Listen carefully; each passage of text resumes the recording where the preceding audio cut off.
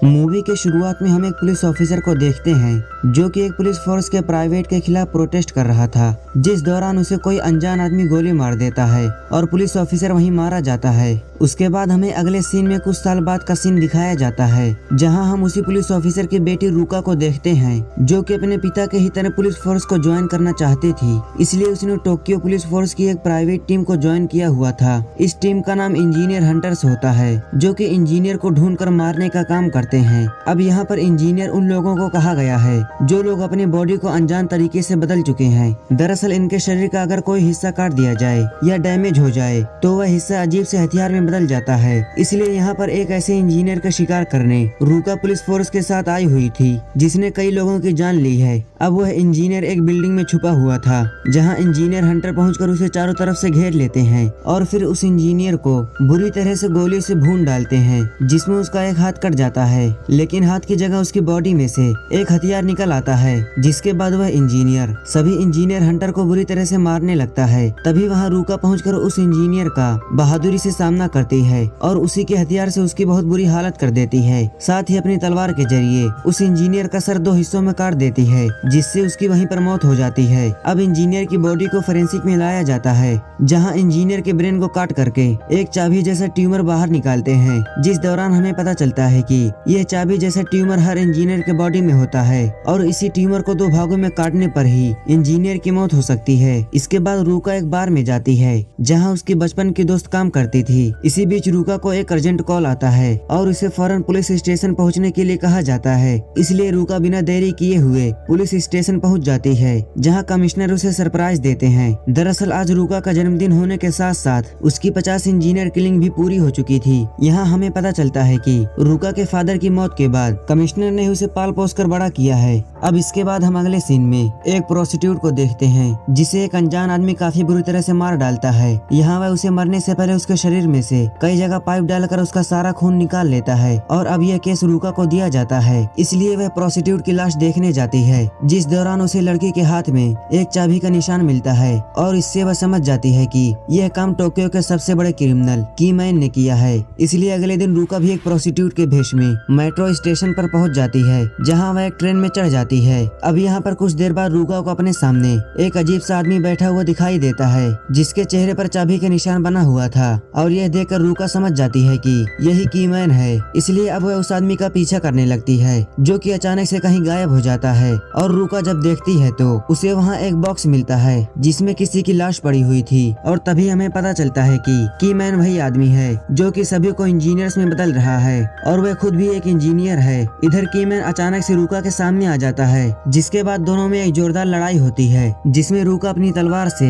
Keyman के sir के ऊपरी हिस्से को काट देती है। क्योंकि कीमैन भी इंजीनियर था, इसलिए उसके सर से कटे हुए हिस्सों से गन जैसे 2 हथियार निकल आते हैं और आखिर में कीमैन रूका को काबू करने में कामयाब हो जाता है। वह उसे बांधकर उसके शरीर में एक ट्यूमर नुमा चाबी को प्लान कर देता है। उसके बाद रूका को हॉस्पिटल में होश आता है, जहाँ वह अपने सामने कमिश्नर को देखती है, जो कि रूका के होश आते उससे पूछता है कि मैंने तुम्हारे साथ क्या क्या किया। अब यहाँ पर रूका कमिश्नर से नहीं बताती कि कीमैन ने उसे एक इंजीनियर में बदल दिया है और वो ये सब जानती थी कि कमिश्नर को इंजीनियर से सख्त नफरत है, जो कि शायद उसे भी मार सकते हैं। इसीलिए वह यह बात सबसे छुपाती है। अब रूका कीमैन के आधे कटे हुए चेहरे को पुलिस रिकॉर्ड में ढूंढने की कोशिश करती है, जिसमें उसे पता चलता है कि कीमैन का असली नाम अकीरो है, जो कि एक रिसर्चर हुआ करता था और उसने 24 साल की उम्र में सुसाइड करके अपनी जान दे दी थी। इसके बाद अब वो अकेले ही अकीरो के लैब में पहुंचती है और जहां इधर कमिश्नर को पता चलता है कि जिस आदमी ने रूका के फादर को गोली मारी थी और कीमैन दोनों ही एक आदमी हैं। दूसरी तरफ अकीरो की लैब में एक अनजान लड़की की रिपोर्ट मिलती है, यानी कि इसे भी कीमैन ने इंजीनियर में बदल दिया था। उसके बाद हम कमिश्नर और पुलिस वालों को एक न्यूड क्लब में देखते हैं, जहाँ वह सब इंजीनियर लड़कियों के साथ एंजॉय कर रहे थे।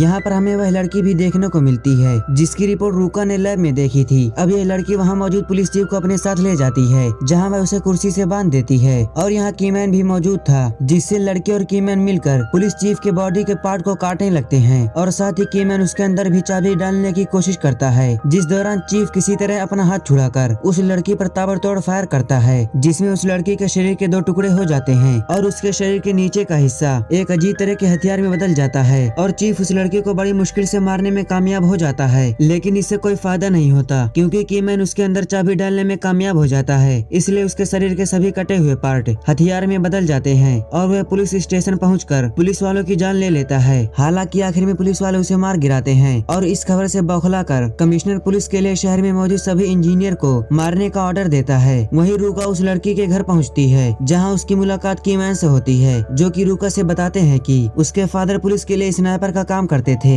लेकिन एक दिन क्रिमिनल ने एक बच्चे को गन पॉइंट कर लिया हुआ था, इसलिए उन्होंने उस क्रिमिनल को नहीं मारा, जिसकी वजह से उन्हें पुलिस फोर्स से निकाल दिया गया। जिसके बाद उन्हें यानी कि कीमैन को पैसों की जरूरत थी, इसलिए उन्होंने बिना सोचे समझे रूका के फादर की जान ले ली और फिर उस पुलिस ऑफिसर ने कीमैन के फादर को भी जान से मार दिया। लेकिन कीमैन अपने फादर की मौत का बदला लेना चाहता था, इसलिए उसने कई सारे क्रिमिनल के डीएनए को मिलाकर उसने खुद में इंजेक्ट कर दिया, जिससे उसे काफी तकलीफ हो रही थी और इससे तंग आकर कीमैन यानी अकीरो ने अपनी जान दे दी। लेकिन अकीरो अभी भी मरा नहीं था, जिसके बाद उसकी बॉडी के अंदर उन केमिकल के जेनेटिकली मॉडिफाइड डीएनए होने के कारण वह एक चाबी जैसे ट्यूमर में बदल गया और उसी के चाबी से अकीरो ने कई सारी चाबियां बनाई और यहाँ वह बन गया कीमैन। तब वह अपनी बात पूरी करते हुए बताता है कि उसके फादर मर चुके हैं, इसलिए उनके बीच कोई दुश्मनी होने की वजह नहीं है, मगर जिस ऑफिसर ने तुम्हारे फादर को मरवाया था वह कोई और नहीं बल्कि कमिश्नर ही है, इसलिए हमें एक हो जाना चाहिए क्योंकि हमारा दुश्मन एक है। यहाँ रूका देखती है कि कीमैन कमिश्नर को मारने के अलावा सभी को इंजीनियर में बदलना चाहता था, इसलिए वह बिना देरी किए हुए कीमैन के सर के 2 टुकड़े कर देती है और इससे वहीं उसकी मौत हो जाती है। वहीं दूसरी तरफ कमिश्नर के ऑर्डर पर इंजीनियर हंटर पूरे शहर में इंजीनियर को ढूंढकर मार रहे थे, जिनमें रूका की बार वाली दोस्त भी होती है क्योंकि वह भी एक इंजीनियर है और इंजीनियर हंटर उसे पकड़कर उसे चारों तरफ से खींचने लगते हैं। इस दौरान रूका भी शहर में पहुंच चुकी थी और उसी के सामने उसके दोस्त को मार डालते हैं और यह देखकर रूका अपने दोनों हाथों को एक अजीब से हथियार में बदल लेती है और सभी इंजीनियर हंटर को मार देती है। और इस दौरान एक इंजीनियर हंटर रूका की आंख में गोली मारता है, इससे रूका की उस आंख की जगह एक अजीब सी आंख आ जाती है और वह उस हंटर को भी औरों की तरह काट डालती है। इसके बाद रूका पुलिस स्टेशन पहुंचती है जहां कमिश्नर उसे बताता है कि उसने उसके फादर को मरवाया था क्योंकि वह पुलिस के प्राइवेट किए जाने के खिलाफ प्रोटेस्ट कर रहा था और फिर वह अपने ही एक इंजीनियर को रूका पर छोड़ देता है, लेकिन रूका उसे मार डालती है और अब कमिश्नर इंजीनियर सीरम को अपने अंदर इंजेक्ट करके उससे लड़ने लगता है, जहाँ वह रूका की काफी बुरी हालत कर देता है। लेकिन आखिर में रूका कमिश्नर की बॉडी के कई टुकड़े कर डालती है, जिससे उसकी वहीं पर मौत हो जाती है। उसके बाद मूवी के आखिरी सीन में हम कीमैन को उसके एक सब्जेक्ट के साथ जाते हुए देखते हैं, यानी कि वह अभी भी जिंदा है और इसी के साथ हमारी मूवी खत्म हो जाती है। दोस्तों, अगर आपको यह एक्सप्लेनेशन अच्छा लगा हो तो प्लीज हमारे चैनल को सब्सक्राइब करें।